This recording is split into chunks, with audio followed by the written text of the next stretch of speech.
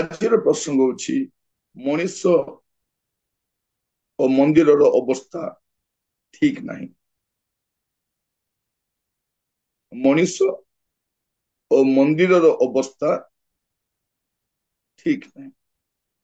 ପ୍ରଭୁ ଯୀଶୁ ଖ୍ରୀଷ୍ଟ ଜେରୁସାଲେମକୁ ଯାତ୍ରା କରୁଛନ୍ତି। କାଲି ପୁରା ମଣ୍ଡଳୀ ପୁରା ଆନନ୍ଦର ସହିତ ପାଳନ କରିଛନ୍ତି। କେହି କେହି କହୁଛନ୍ତି ଖଜୁରୀ ବାହୁଙ୍ଗା ପର୍ବ, ବିଜୟ ଯାତ୍ରା, ବହୁତ ବଢିଆ କଥା। କିନ୍ତୁ ପ୍ରଭୁ ଯୀଶୁ ଖ୍ରୀଷ୍ଟଙ୍କୁ ଯେଭଳି ଭାବରେ ସେମାନେ ସ୍ୱାଗତ କଲେ,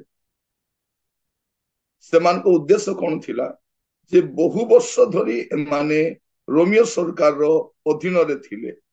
ସେମାନଙ୍କ ଦ୍ୱାରା ଶୋଷିତ ହଉଥିଲେ, ତାଡ଼ିତ ହଉଥିଲେ, ଅତ୍ୟାଚାରିତ ହଉଥିଲେ। ପ୍ରଭୁ ଯୀଶୁ ଖ୍ରୀଷ୍ଟ ପ୍ରବେଶ କଲେ ଗଧ ପିଠିରେ ବସି। ଏଇଟା ସେମାନେ ଦେଖୁ ଦେଖୁ ଜାଣିଗଲେ ଏ ହେଉଛନ୍ତି ସେଇ ବ୍ୟକ୍ତି ଯାମାନଙ୍କୁ ମୁକ୍ତ କରିବେ, ଆମର ରାଜା ସେ। କାରଣ ଜିଖରୀୟ ଭାବବାଣୀ କରିଥିଲେ କଣ, ତ ରାଜା ତ ନିକଟକୁ ଆସୁଛନ୍ତି ଆଉ ସେ ଗର୍ଦ୍ଧବ ଉପରେ ତାର ଶାବକ ଉପରେ ଆରୋହଣ କରି ଆସୁଅଛନ୍ତି। এইটা ଦେଖିଲା ପରେ ଲୋକମାନେ ତ ପୁରା ସମସ୍ତେ ଲୁଗା କାଢି ତଳେ ବିଛେଇ ଦେଲେ। ଲୁଗା କାଢି ତଳେ ବିଛାଇବାର ମାନେ କଣ, ରାଜା ଭାବରେ ଗ୍ରହଣ କରିବା ତାଙ୍କର ପ୍ରଥା ଥିଲା। ଯେହୁ ଯେତେବେଳେ ରାଜା ହଉଛନ୍ତି ଲୋକମାନେ ତଳେ ଲୁଗା ପାତି ଦଉଛନ୍ତି ଆଉ ସେମାନେ ନତମସ୍ତକ ହଉଛନ୍ତି, ସ୍ୱୀକାର କରୁଛନ୍ତି ଯେ ତୁମେ ଆମର ରାଜା। ଏଇଟା ତାଙ୍କର ପ୍ରଥା ବା କଲଚର, ରାଜା ଭାବରେ ଗ୍ରହଣ କରିବା। ତାପରେ ଖଜୁରୀ ବାହୁଙ୍ଗା ହସ୍ତରେ ନଉଛନ୍ତି, ଆଉ ଗୋଟେ ସ୍ଲୋଗାନ ବି ଦଉଛନ୍ତି କଣ, ହୋସାନା ହୋସାନା। ହୋସାନା ଶବ୍ଦର ଅର୍ଥ କଣ, ମୁକ୍ତ କର ବା ସ୍ୱାଧୀନ କର। ସେମାନେ ବହୁତ ଖୁସି ହେଇଗଲେ ଯେ ଆମ ରାଜା ଆସିଗଲେ, ଏବେ କଣ କରିବେ, ସେ ଆମମାନଙ୍କୁ ରୋମିଓ ସରକାର ଅଧୀନରୁ ମୁକ୍ତ କରିବେ ଆଉ ନିଜର ସାମ୍ରାଜ୍ୟ ପ୍ରତିଷ୍ଠା କରିବେ ଆଉ ଆମେ ସବୁ ଭଲରେ ରହିବା। କିନ୍ତୁ ପ୍ରଭୁ ଯୀଶୁ ଖ୍ରୀଷ୍ଟ ଯେତେବେଳେ ପ୍ରବେଶ କରୁଛନ୍ତି ଜେରୁସାଲେମରେ, ସେ ପ୍ରବେଶ କରିକି ସେ କଣ କରୁନାହାନ୍ତି, ସେ ରୋମିଓ ଛାଉଣି ଆଡକୁ ଯାଉନାହାନ୍ତି। ଯଦି ତାଙ୍କ ସୈନ୍ୟ ସାମନ୍ତ ଅଛନ୍ତି ସେ ଛାଉଣି ଆଡକୁ ଯାଉନାହାନ୍ତି। ସେ କଣ କରୁଛନ୍ତି ଆପଣ ଦେଖିବେ, ମାର୍କ 11 ପର୍ବ ତାର 11 ପଦ, ଆପଣ 10-11 ପଢନ୍ତୁ, 9-10-11 ପଢନ୍ତୁ, 9-10-11, ମାର୍କ 11, 9-10-11। ଆଉ ଆଗରେ ଓ ପଛରେ ଯାଉଥିବା ଲୋକମାନେ ଉଚ୍ଚ ସ୍ୱରରେ କହିବାକୁ ଲାଗିଲେ, ହୋସାନା, ପ୍ରଭୁଙ୍କ ନାମରେ ଯିଏ ଆସୁଅଛନ୍ତି ସେ ଧନ୍ୟ। ଆମ୍ଭମାନଙ୍କ ପିତୃପୁରୁଷ ଦାଉଦଙ୍କର ଯେଉଁ ରାଜ୍ୟ ଆସୁଅଛି ତାହା ଧନ୍ୟ। ଊର୍ଦ୍ଧ୍ୱ ଲୋକରେ ହୋସାନା। ପରେ ସେ ଜେରୁସାଲେମକୁ ଆସି ମନ୍ଦିରରେ ପ୍ରବେଶ କଲେ। ପୁଣି ଚତୁର୍ଦିଗସ୍ଥ ସମସ୍ତ ବିଷୟ ନିରୀକ୍ଷଣ କରି ସନ୍ଧ୍ୟା ହୋଇଯିବାରୁ ଦ୍ୱାଦଶଙ୍କ ସହିତ ବେଥନିଆକୁ ବାହାରିଗଲେ। ପ୍ରଭୁ ଯୀଶୁ କଣ କଲେ, ଜେରୁସାଲେମରେ ପ୍ରବେଶ କଲା ପରେ ସେ ରୋମିଓ ଛାଉଣି ଆଡକୁ ଯାଉନାହାନ୍ତି। ସେ କୋଉଠିକି ଆସୁଛନ୍ତି, ସେ ମନ୍ଦିର ଆଡକୁ ଆସୁଛନ୍ତି। ଲୋକମାନେ ବୁଝିପାରିଲେ ନାହିଁ ଏ କଣ, ଏଇଟା କଣ, ରାସ୍ତା ଭୁଲିଗଲେ ନା ତାଙ୍କ ଇଣ୍ଟେନସନ ବଦଳିଗଲା, କଣ ପାଇଁ ସେପଟେ ଯାଉଛନ୍ତି। ପ୍ରଭୁ ଯୀଶୁ କଣ କଲେ, ପରେ ସେ ଜେରୁସାଲେମକୁ ଆସି ମନ୍ଦିରରେ ପ୍ରବେଶ କଲେ। ପୁଣି ଚତୁର୍ଦିଗସ୍ଥ ସମସ୍ତ ବିଷୟ ନିରୀକ୍ଷଣ କରି ସନ୍ଧ୍ୟା ହୋଇଯିବାରୁ ଦ୍ୱାଦଶଙ୍କ ସହିତ ବେଥନିଆକୁ ବାହାରିଗଲେ। ମୁଁ ଆପଣମାନଙ୍କୁ କହୁଥିଲି ପ୍ରଭୁ ଯୀଶୁ ଖ୍ରୀଷ୍ଟ ତାଙ୍କର ଶେଷ ସପ୍ତାହ ଜେରୁସାଲେମରେ ହିଁ କାଟିଛନ୍ତି। କାହିଁକି, ସେଇ ବଳିମେଷ ଲୋକମାନଙ୍କ ମଧ୍ୟରେ ରହିବା ଦରକାର, ଲୋକମାନେ ତାଙ୍କୁ ଜାଣିବା ଦରକାର, ଲୋକମାନେ ତାଙ୍କୁ ପରୀକ୍ଷା କରିବା ଦରକାର, ତାପରେ ସେ ବଳିକୃତ ହେବେ।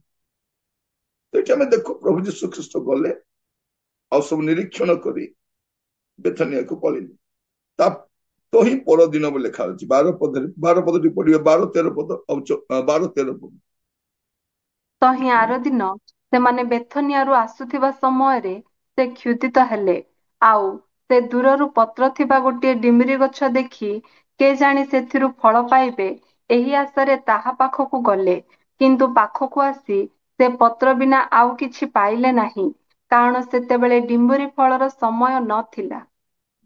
ଏଠି ଆମେ କଣ ଦେଖୁଛୁ ଯେ ପ୍ରଭୁ ଯୀଶୁ ଖ୍ରୀଷ୍ଟ ତ ହିଁ ଆର ଦିନ ମାନେ ସୋମବାର ଦିନ, ଆଜି ମୁଁ ଆପଣଙ୍କୁ କହିବା ପାଇଁ ଚାହେଁ ସୋମବାର ଦିନ ଯୀଶୁ କଣ କଣ କଲେ।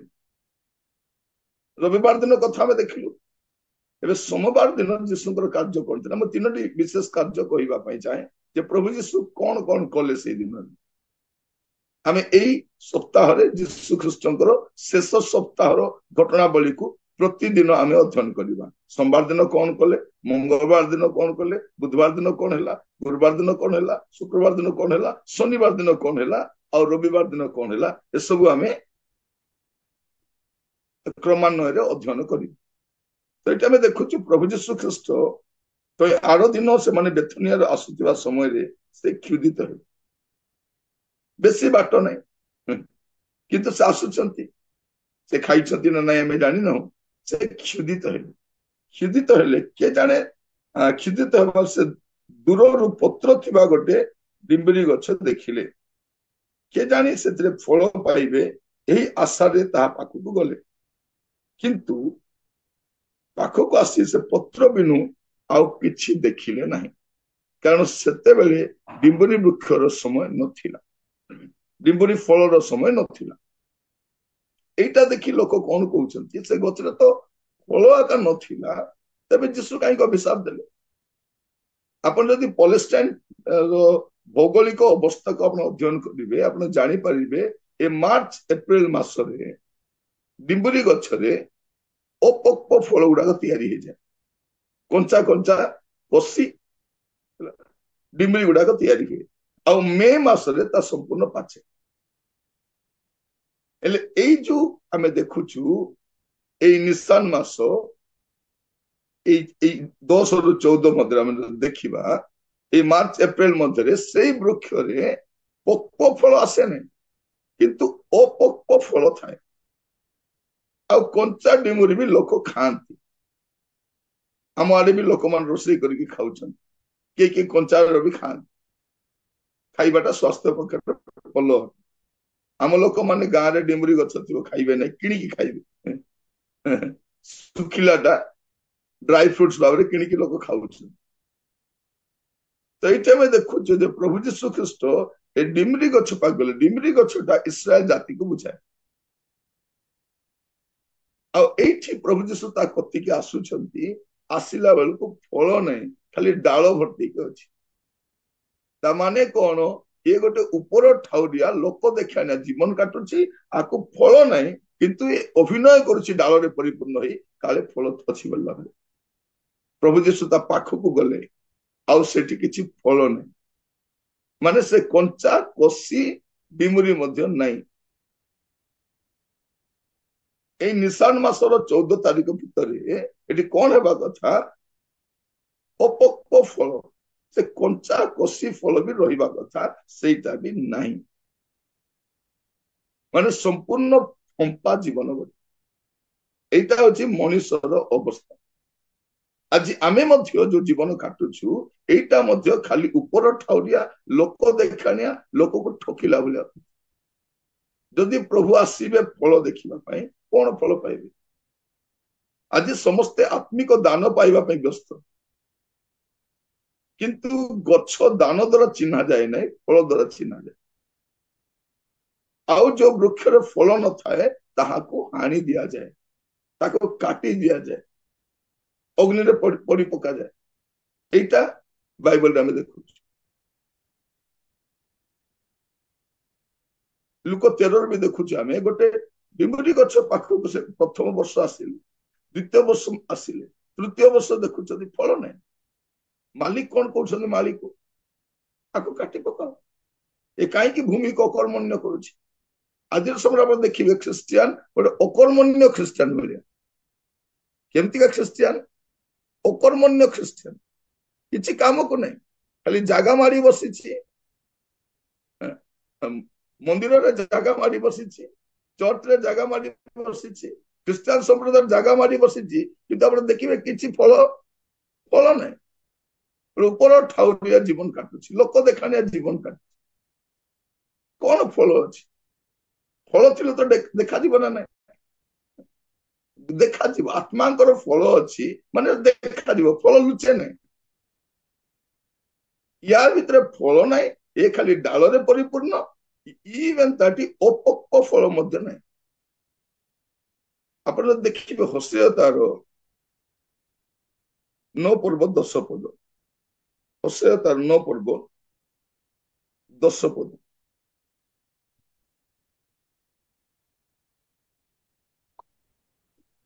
ଆମ୍ଭେ ଦ୍ରାକ୍ଷା ଫଳର ନ୍ୟାୟ ଇସ୍ରାଏଲକୁ ପ୍ରାନ୍ତରରେ ପାଇଲୁ। ଆମ୍ଭେ ଡିମୁରି ବୃକ୍ଷର ପ୍ରଥମ କାଳୀନ ଆଦ୍ୟପକ୍ୱ ଫଳର ନ୍ୟାୟ ତୁମ୍ଭର ପିତୃପୁରୁଷଗଣଙ୍କୁ ଦେଖିଲୁ।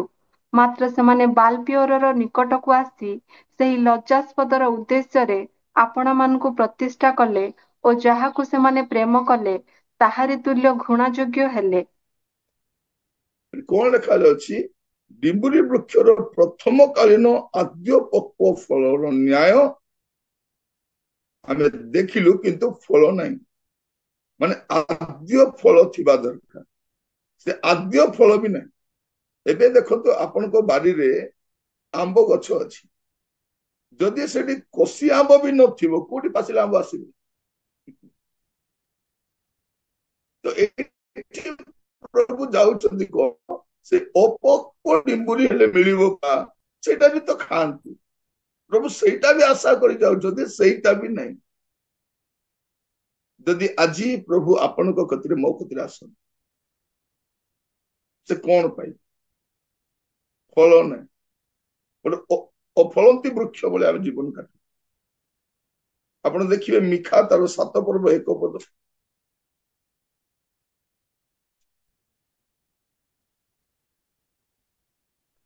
ହାୟ ମୁଁ ମିଖା ସନ୍ତାପର 7 ପର୍ବ ପାତ୍ର 1 ପଦ। ହଁ। ହାୟ ମୁଁ ସନ୍ତାପର ପାତ୍ର, କାରଣ ଗ୍ରୀଷ୍ମକାଳୀନ ଫଳ ତୋଳିଲା ଉତ୍ତାରେ ଦ୍ରାକ୍ଷା ଫଳ ସଂଗ୍ରହ କରିବାର ଯେପରି ମୁଁ ସେପରି ହୋଇଅଛି। ଭୋଜନର ପାଇଁ ଗୋଟିଏ ଦ୍ରାକ୍ଷା ପେଣ୍ଡା ନାହିଁ, ମୋର ପ୍ରାଣ ପ୍ରଥମ ପକ୍ୱ ଡିମୁରି ଫଳ ଲାଳସା କରେ। କଣ ପ୍ରଥମ ଫଳ ବି ମୁଁ ଲାଳସା କରୁଛି?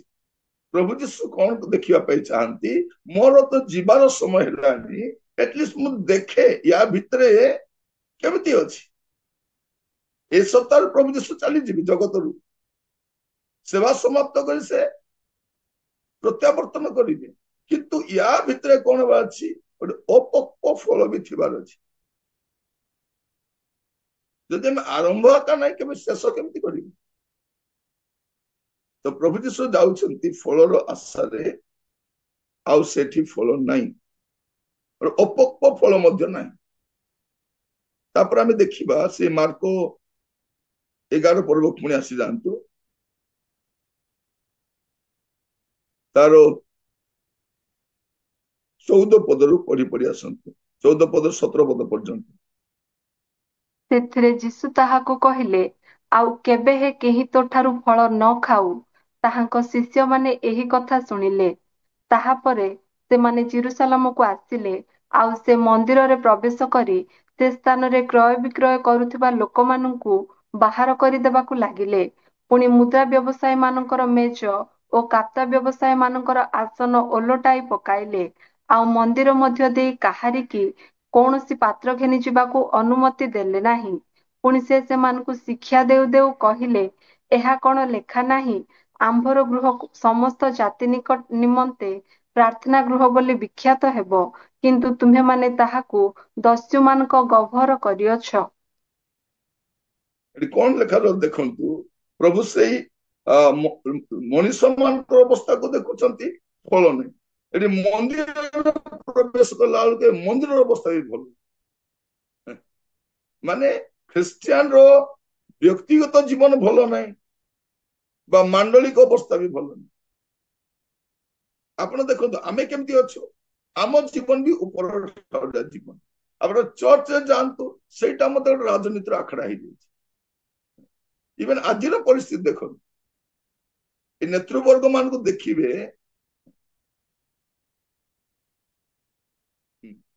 ମୁଁ ଯେହେତୁ ଖୋଲିକି କୁହେ, ମଣ୍ଡଳୀ ନେତୃବର୍ଗ ମାନେ ମୋ ପ୍ରତି ଟିକେ ବିରକ୍ତ ଅଟନ୍ତି, ମୁଁ ସେଥିପାଇଁ ଦୁଃଖିତ ନୁହେଁ। ସେଇଟା ଆମର ପୈତୃକ ସମ୍ପତ୍ତି ନୁହେଁ। ପରମେଶ୍ୱର ଦେଇଥିବା ଅଧିକାର ଦାୟିତ୍ୱକୁ ଆମେ ଉତ୍ତମ ଭାବରେ ନିର୍ବାହନ କରିବା ଦରକାର। ଏବେ ଦେଖିବା ଆମର ଇଲେକ୍ସନ ଗୁଡାକ ହଉଛି, କେମିତି ହଉଛି? ସେଇଠି ଆସିକି ପୋଲିସ ଠିଆ ହବ, ଓକିଲ ଠିଆ ହବ, ଜଜ ଠିଆ ହବ, ତାପରେ ଇଲେକ୍ସନ ହବ। ଏମିତି କେବେ କୋଉ ମନ୍ଦିରରେ ହଉଛି?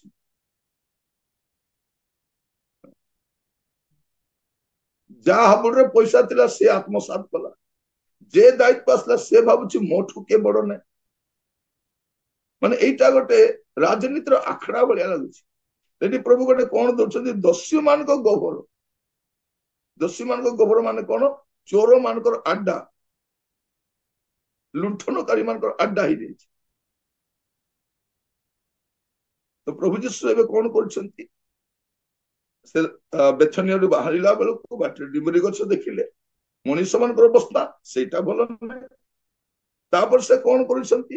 ଜେରୁସାଲେମ ମନ୍ଦିରରେ ଆସୁଛନ୍ତି, ତାର ଅବସ୍ଥା ମଧ୍ୟ ଠିକ ନାହିଁ। ଆଜିର ପ୍ରସଙ୍ଗ ହଉଛି ଏଇ 82 ଅଧ୍ୟାୟରେ ଆମେ ଦେଖୁଛୁ ମଣିଷ ଓ ମନ୍ଦିରର ଅବସ୍ଥା ଠିକ ନାହିଁ। ଏ ସୋମବାର ଦିନର ଦୃଶ୍ୟ ଏଇଟା। ଆଜି ଆପଣ ଦେଖନ୍ତୁ, ନିଜକୁ ଦେଖନ୍ତୁ, ଆମେ ନିଜକୁ ଦେଖିବା, ପରୀକ୍ଷା କରିବା, ବାସ୍ତବରେ ଆମର ଅବସ୍ଥା କେମିତି ଅଛି। ତାପରେ ଆମେ ସାମୂହିକ ଭାବରେ ମଣ୍ଡଳୀକୁ ଦେଖିବା। ଏବେ ଆମର ମଣ୍ଡଳୀ ଗୁଡାକ ଏମିତି ବନା ଯାଉଛି, କଣ କରିବା ପାଇଁ? ସତେ ଯଦି ବସିକି ଆମେ ସଦାକାଳ କଣ କରିବା? ବିଜନେସ କରି ଚଳିବା ବୋଲିଲା ଭଳି। ଲୋକମାନେ କଣ ଭାବୁଛନ୍ତି? ଏଟା ଆମର ବ୍ୟବସାୟ ବାଣିଜ୍ୟର କେନ୍ଦ୍ର ହବ, ଆମେ ଆରାମରେ ବସିବା ଆଉ କଣ କରିବା? ଚଳିବା। ଆଉ ମୋର ପ୍ରିୟ ଭାଇ ଭଉଣୀ ମାନେ, ଆଜିର ଏ ପରିସ୍ଥିତିକୁ ଯଦି ଆମେ ଅନୁଧ୍ୟାନ କରିବା, ଆମର ସମୟର ଅବସ୍ଥା ବି ଏହା, କିଛି ଭଲ ନାହିଁ। 17 ପଦରେ ଆପଣ ଦେଖିବେ, 17 କଣ କହୁଛନ୍ତି? ପୁଣି ସେ ସେମାନଙ୍କୁ ଶିକ୍ଷା ଦଉ ଦଉ କହିଲେ, ଏହା କଣ ଲେଖା ନାହିଁ? ଆମ୍ଭର ଗୃହ ସମସ୍ତ ଜାତି ନିକଟରେ ପ୍ରାର୍ଥନାର ଗୃହ ବୋଲି ବିଖ୍ୟାତ ହବ। ଏବେ ପ୍ରାର୍ଥନାର ଗୃହ କଣ ଗୃହ ହେଇଯାଇଛି? ଦସ୍ୟୁ ମାନଙ୍କର ଗହ୍ୱର ହେଇଯାଇଛି। 18 ପଦରେ ଆମେ ଦେଖୁଛୁ, ପ୍ରଧାନ ଯାଜକ ଓ ଶାସ୍ତ୍ରୀ ମାନେ ଏହା ଶୁଣି ତାହାଙ୍କୁ କି ପ୍ରକାର ବିନାଶ କରିପାରନ୍ତି ଏହା ଚେଷ୍ଟା କରିବାକୁ ଲାଗିଲେ। କାରଣ ଲୋକ ସମୂହ ତାହାଙ୍କ ଶିକ୍ଷାରେ ଆଶ୍ଚର୍ଯ୍ୟାନ୍ୱିତ ହେବାରୁ ସେମାନେ ତାଙ୍କୁ ଭୟ କରୁଥିଲେ। ଏଟା ଆମେ କଣ ଦେଖୁଛୁ? ଯେ ଏ ଶାସ୍ତ୍ରୀ ଫାରୁସୀ ମାନେ, ଯେଉଁମାନେ ଜେରୁସାଲେମ ମନ୍ଦିରକୁ ନେଇ ରାଜନୀତି କରୁଥିଲେ ବା ରାଜତ୍ୱ କରୁଥିଲେ, ଏବେ ପ୍ରଭୁ ଯୀଶୁ ସେମାନଙ୍କ ରାଜନୀତି ରାଜତ୍ୱକୁ ଓଲଟ ପାଲଟ କରିଦେଇଛନ୍ତି। ତାର ବ୍ୟବସାୟ କେନ୍ଦ୍ର। କାହିଁକି? ଜେରୁସାଲେମ ମନ୍ଦିରରେ କୌଣସି ବିଜାତୀୟ ଲୋକ ଯାଇପାରିବନି, ପ୍ରାଙ୍ଗଣ ବାହାରେ ଆକାଶ ରହିବ। ତାପରେ ସେ ଯାହା ବଳି ଦେବାକୁ ଆଣିବ ସେଇଟା ମାନେ ଗ୍ରହଣ କରିବେନି, ପଇସା ବି ଏକ୍ସଚେଞ୍ଜ କରାହବ। ଏମାନଙ୍କର କାପ୍ତା ହିଁ କିଣିକି ନେବାର ଅଛି, ଏମାନଙ୍କର ମେଷ ହିଁ ନେବାର ଅଛି। ଏମାନେ ଯାହା ବାହାରେ ବିକ୍ରି କରୁଛନ୍ତି, ଚଢା ଦରରେ ବିକ୍ରି କରୁଛନ୍ତି, ସେଇଟା ନେବେ। ବାହାରୁ ଯୋଉ ପଇସା ଆସିବ ତାକୁ ଏକ୍ସଚେଞ୍ଜ କରିବେ, ସେ ଏକ୍ସଚେଞ୍ଜ କରିବାର ପଇସା ବି ନେବେ। ପୁରା ଏମାନଙ୍କର ବାଣିଜ୍ୟ କେନ୍ଦ୍ର ହେଇଯାଇଛି।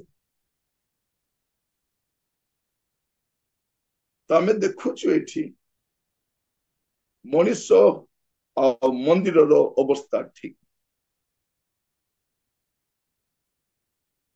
ଆଜି ମଧ୍ୟ ଯେକୌଣସି ବ୍ୟକ୍ତି ଚର୍ଚ୍ଚକୁ ସଜାଡିବା ପାଇଁ ଚାହିଁବ, ତାକୁ ସେଠୁ ନେତା ମାନେ ସଜାଡି ଦେବେ। ଆପଣ ଦେଖିବେ, ଆମେ ସେମାନଙ୍କ ସହିତ ସାମିଲ ହେଲେ ହିଁ ଆମେ ଭଲ ଥିବା।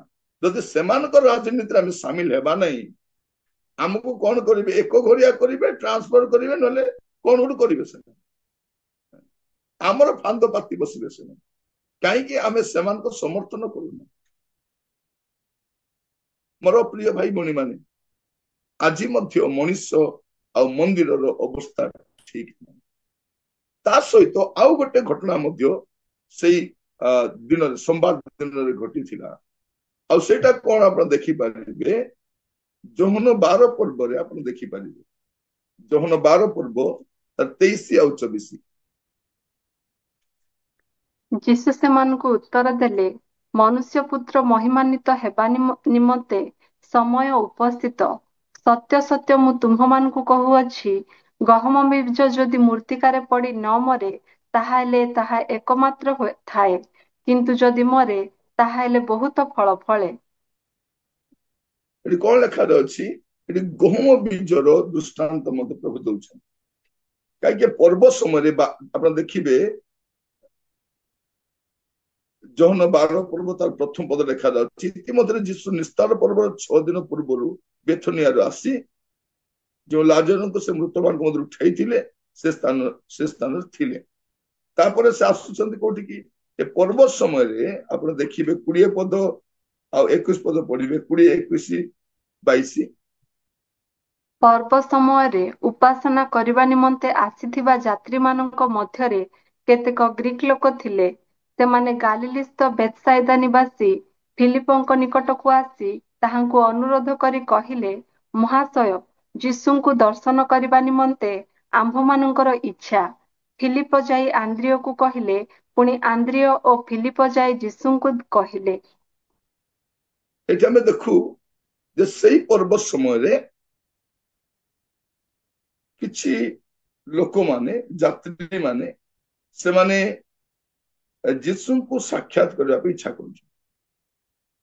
ଆଉ ସେଇ ସମୟରେ ପ୍ରଭୁ ଯୀଶୁ ଏଇ କଥା ସେମାନଙ୍କୁ କହୁଛନ୍ତି। 23 ପଦରେ ଯୀଶୁ ସେମାନଙ୍କୁ ଉତ୍ତର ଦେଲେ, ମନୁଷ୍ୟ ପୁତ୍ର ମହିମାନ୍ୱିତ ହେବା ନିମନ୍ତେ ସମୟ ଉପସ୍ଥିତ। ମହିମାନ୍ୱିତ ମାନେ କଣ? ସେ ঊର୍ଦ୍ଧ୍ୱକୁ ଉଠାଯିବେ, ସେ କୃଷାର୍ପିତ ହେବେ, ସେ ସମୟ ଆସିଗଲାଣି। ସତ୍ୟ ସତ୍ୟ ମୁଁ ତୁମକୁ କହୁଛି, ଗହମ ବି ଯଦି ମୃତ୍ତିକାରେ ପଡି ନ ମରେ ତାହେଲେ ତାହା ଏକମାତ୍ର ଥାଏ, ଯଦି ମରେ ତାହେଲେ ବହୁତ ଫଳ ଫଳେ। ପ୍ରଭୁ ଯୀଶୁ ଖ୍ରୀଷ୍ଟଙ୍କର ମୃତ୍ୟୁ ଆଉ ପୁନରୁତ୍ଥାନ ମଣ୍ଡଳୀର ସ୍ଥାପନ ଅଟେ। ଆଜି ଈଶ୍ୱରଙ୍କ ସନ୍ତାନ ମାନେ ସର୍ବତ୍ର ଦେଖାଯାଆନ୍ତି। ପ୍ରଭୁ ଯୀଶୁ ଖ୍ରୀଷ୍ଟ ଏକାକୀ ପିତାଙ୍କର ସନ୍ତାନ ଥିଲେ, ଅଦ୍ୱିତୀୟ ପୁତ୍ର ଥିଲେ। ଯେଉଁମାନେ ଯୀଶୁଙ୍କୁ ବିଶ୍ୱାସ କରି ଗ୍ରହଣ କଲେ ସେମାନେ ମଧ୍ୟ ଈଶ୍ୱରଙ୍କର ସନ୍ତାନ ହେବାର ଅଧିକାର ପାଇଲେ। ଏବେ ଏଇ ଗହମ ବୀଜ ବହୁଗୁଣିତ ହଉଛି। ମୋର ପ୍ରିୟ ଭାଇ ଭଉଣୀ ମାନେ, ପ୍ରଭୁ ଆମମାନଙ୍କୁ ଅନୁଗ୍ରହ କରନ୍ତୁ, ଆମମାନେ ବୁଝୁ। ଯେତେବେଳେ ଗହମ ବୀଜ ମୃତ୍ତିକାରେ ପଡି ମରେ, ଯଦି ନ ମରେ କେବଳ ଗୋଟିଏ ଥାଏ, କିନ୍ତୁ ଯଦି ମୃତ୍ୟୁ ଭୋଗ କରେ ତାକୁ ପୋତି ଦିଆଯାଏ, ଉଠିଲା ବେଳକୁ ବହୁଗୁଣିତ ହୁଏ। ଆଉ ପ୍ରଭୁ ଯୀଶୁ ଖ୍ରୀଷ୍ଟ ହଉଛନ୍ତି ସେ ଆଦ୍ୟ ଫଳ, ଯିଏ ମୃତ୍ତିକାରୁ ଉଠିଥିଲେ। ଆଉ ଯେଉଁମାନେ ତାଙ୍କୁ ବିଶ୍ୱାସ କରନ୍ତି ସେମାନେ ପ୍ରତ୍ୟେକ ପ୍ରଭୁ ଯୀଶୁ ଖ୍ରୀଷ୍ଟଙ୍କର ଆଗମନ ସମୟରେ ଆମେ ସମସ୍ତେ ମଧ୍ୟ ସେଇପରି ପୁନରୁତ୍ଥିତ ହେବା। ଆମ ପାଇଁ କେତେ ବଡ ଭରସା ଅଛି। ଆପଣ ଦେଖିବେ, ଟିକେ ଖୋଲନ୍ତୁ ମୋ ସହିତ ପ୍ରଥମ କରନ୍ଥୀୟ 15 ପର୍ବ 23 ପଦ। କିନ୍ତୁ ପ୍ରତ୍ୟେକ ଜଣ ଆପଣା ଆପଣା ଶ୍ରେଣୀରେ ପ୍ରଥମ ଫଳ ସ୍ୱରୂପ ଖ୍ରୀଷ୍ଟ, ପରେ ଖ୍ରୀଷ୍ଟଙ୍କ ଆଗମନ ସମୟରେ ତାହାଙ୍କ ଆଶ୍ରିତ ମାନେ। ପ୍ରଭୁ ଯୀଶୁ ଖ୍ରୀଷ୍ଟ ଯେପରି ପୁନରୁତ୍ଥିତ ହେଇଛନ୍ତି, ଆମମାନେ ମଧ୍ୟ ସେଇପରି ମୃତ୍ତିକାରୁ ବାହାରି ଆସିବା। ସେ ପ୍ରଥମ ଫଳ ଅଟନ୍ତି, ଆମମାନେ ପରବର୍ତ୍ତୀ ଫଳ ଗୁଡିକ ଅଟୁ। ପ୍ରଭୁଙ୍କ ନାମର ସ୍ତୁତି ହଉ। ପ୍ରଭୁ ଯୀଶୁ ଖ୍ରୀଷ୍ଟ ଗହମ ବୀଜ ସଦୃଶ୍ୟ, ସେ ମୃତ୍ତିକାରେ ସମାଧିସ୍ଥ ହେବେ, କିନ୍ତୁ ସେ ସମାଧିରେ ରହିବେ ନାହିଁ, ସେ ଉଠିବେ। ଆଉ ଉଠିଲା ପରେ ଆମେ ମାନେ ମଧ୍ୟ ଠିକ ସେଇପରି ଖ୍ରୀଷ୍ଟଙ୍କ ସହିତ ସାକ୍ଷାତ କରିବା ପାଇଁ ମେଘମାଳା ନୀତ ହେବା ସମୟରେ ଆମମାନେ ମଧ୍ୟ ବହୁଗୁଣିତ ହେଇଥିବା। ପ୍ରଭୁଙ୍କ ନାମର ସ୍ତୁତି ହଉ। ତ ଆଜିର ଘଟଣାଟି ଆମେ 3ଟି ଘଟଣା ଦେଖୁଛୁ। ପ୍ରଥମ ବିଷୟ ଯେ ଡିମ୍ବୁରି ଗଛରେ ଫଳ ନାହିଁ। ଫଳ ନାହିଁ ମାନେ କଣ? ଅପକ୍ଵ ଫଳ ମଧ୍ୟ ନାହିଁ। ଏଇ ନିଶାନ ମାସର ଏଇ ଦିନ ଗୁଡାକରେ, ମାର୍ଚ୍ଚ ଏପ୍ରିଲର ଏଇ ଦିନ ଗୁଡାକରେ ପାଲେଷ୍ଟାଇନ ଦେଶର ବୃକ୍ଷରେ, ଡିମ୍ବୁରି ବୃକ୍ଷରେ ଅପକ୍ଵ ଫଳ ଆସିଥାଏ। ସେ କଷି ଫଳ, କଞ୍ଚା ଫଳ ଯାହା ଖାଇ ହୁଏ ସେଇଟା ମଧ୍ୟ ଆସିଥାଏ, ସେଇଟା ମଧ୍ୟ ଆସିନି। ଫଳ ସମୟ ନଥିଲା ମାନେ କଣ? ପାଚିଲା ଫଳ କଥା କୁହାଯାଉନି, ଏଟଲିଷ୍ଟ କଷି ଫଳ ହେଲେ ଆସିବା କଥା। ଯଦି ସେ ଅପକ୍ଵ ଫଳ ନାହିଁ ତେବେ ପରେ କୋଉଠି ପାଚିଲା ଫଳ ଆସିବ? ଇସ୍ରାଏଲର ଅବସ୍ଥା ଠିକ ସେଇପରି ଥିଲା ଯେମିତି ଆଜି ଆମର ଅବସ୍ଥା ଅଛି। ଫଳ ନାହିଁ, ଗୋଟେ ଉପର ଠାଉରିଆ ଲୋକ ଦେଖାଣିଆ ଜୀବନ ଆମେ କାଟୁଛୁ। ତାପରେ ମନ୍ଦିରର ଅବସ୍ଥା ଦେଖନ୍ତୁ, ସେଇଟା ମଧ୍ୟ ବ୍ୟବସାୟ ବାଣିଜ୍ୟ କେନ୍ଦ୍ର ହେଇଯାଇଛି। ଏଠି ପ୍ରଭୁ ଗୌରବ ପାଉନାହାନ୍ତି, ପ୍ରାର୍ଥନାର ଗୃହ ନାହିଁ, ପଲିଟିକ୍ସର ଗୃହ ହେଇଯାଇଛି, ଦସ୍ୟୁମାନଙ୍କ ଗହ୍ୱର ହେଇଯାଇଛି। ତାପରେ ଆମେ ଦେଖୁଛୁ କଣ? ଏଇ ଗହମ ବୀଜର କଥା ପ୍ରଭୁ ଯୀଶୁ କହୁଛନ୍ତି। प्रभु आपण ମାନଙ୍କୁ ପ୍ରତ୍ୟେକଙ୍କୁ ଆଶୀର୍ବାଦ କରନ୍ତୁ ଏହା ବୁଝିବା ପାଇଁ